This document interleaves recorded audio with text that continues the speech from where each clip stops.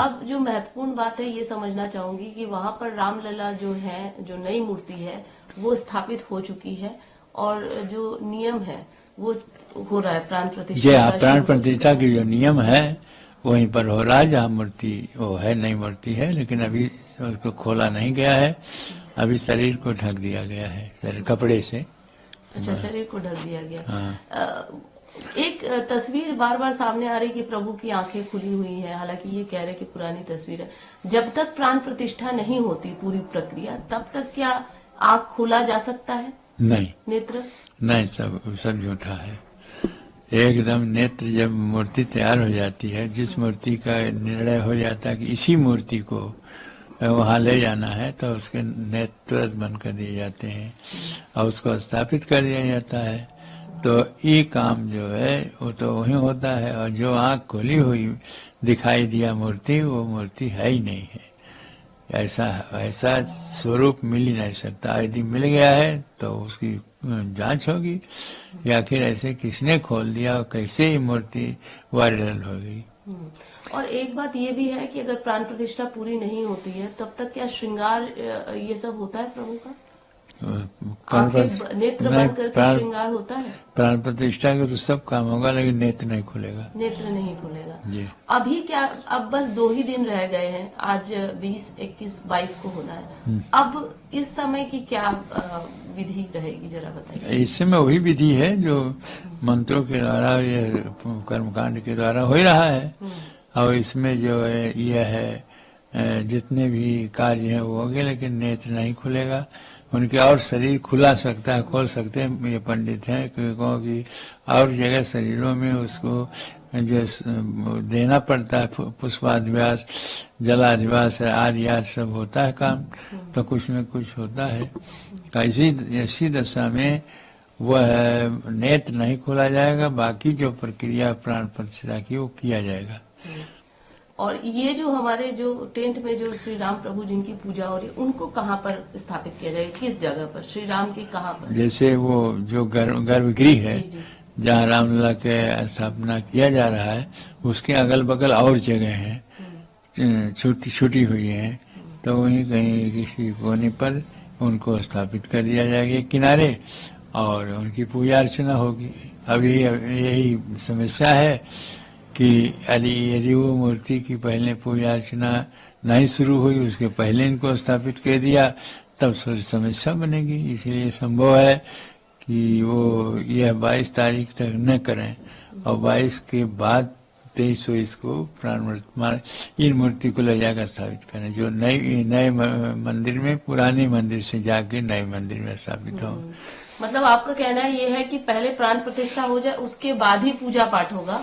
तो ये वाली जो पुरानी टेंट में जो प्रभु श्री राम की रखी मूर्ति है वो तभी जाएगी, क्योंकि फिर उससे पहले पूजा पाठ नहीं हो पाएगा, दोनों साथ ही होगा। नहीं, तो उस समय इनकी पूजा पाठ होगी। हाँ। उनके नहीं हो पाएगी, जो नई मूर्ति है। नई मूर्ति प्राण प्रतिष्ठा हुआ नहीं तो कैसी मूर्ति के प्राण प्रतिष्ठा नहीं हुआ, तो नई प्राण प्रतिष्ठा हो रही है, हो जाए, नेत्र खुल जाए तो उसकी पूजा अर्चना होगी। तो 22 तारीख से पूजा अर्चना तो होगी ना? हाँ, 22 को है ये।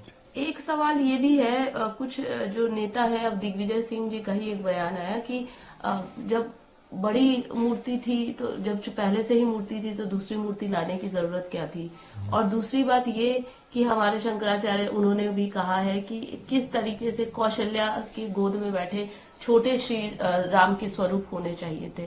तो ये जो, इसको लेकर आप क्या कहेंगे, क्या लगता है आपको? पहले जो यहाँ पर बाबरी मस्जिद के बगल में समझौता से एक राम चौतरा बनाया गया था।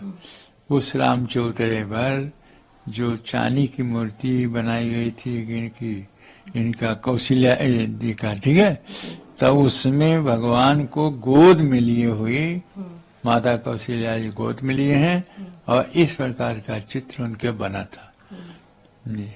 लेकिन ये बात जो कह रहे हैं कि मूर्ति भी ऐसी होनी चाहिए थी, कांग्रेस की तरफ से कहा जा रहा है, इस पर क्या कहेंगे आप?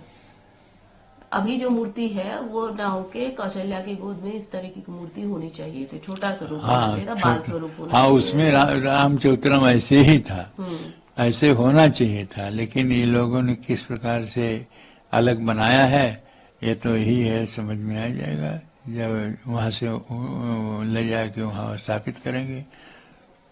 अच्छा, ये वाली पुरानी जी। जो प्रभु की वो है। तो लेकिन अभी भी तो बाल रूप में ही बनाया गया है ना प्रभु की मूर्ति।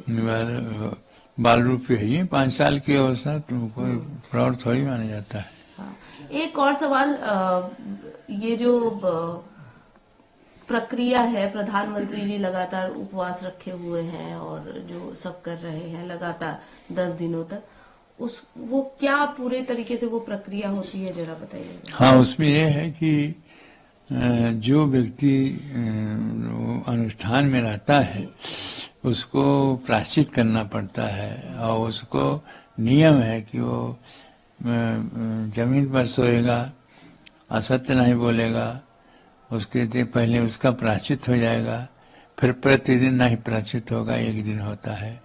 फिर यह जो मंत्र है उन मंत्रों के द्वारा अपने को अभिनंदित किया आचमन करेगा। आचमन करने के बाद शरीर में छोड़ेगा कि इसको अपने के शरीर को शुद्ध करने के लिए। तो वो क्या जमीन में सोया जाता है? जमीन पर सोना, पत्तल में खाना, और ब्रह्मचर्य के रूप से रहना, झूठ नहीं बोलना, स्नान करना सरयू के दोनों टाइम, और जो होता है उसको गायत्री मंत्र के जपना है, कोई मंत्र जपना पड़ेगा, जो होगा उनके मंत्र होते होंगे। इस तरह से सारी विधियां करना पड़ेगा वो जजमान को, इसको जजमान कहते हैं। और ये करना चाहिए था प्रधानमंत्री को, तो प्रधानमंत्री के प्रतिरूप में है कि संकल्प में पता चलेगा, प्रतिरूप में है कि उनके स्थान पर है या उस स्वयं है।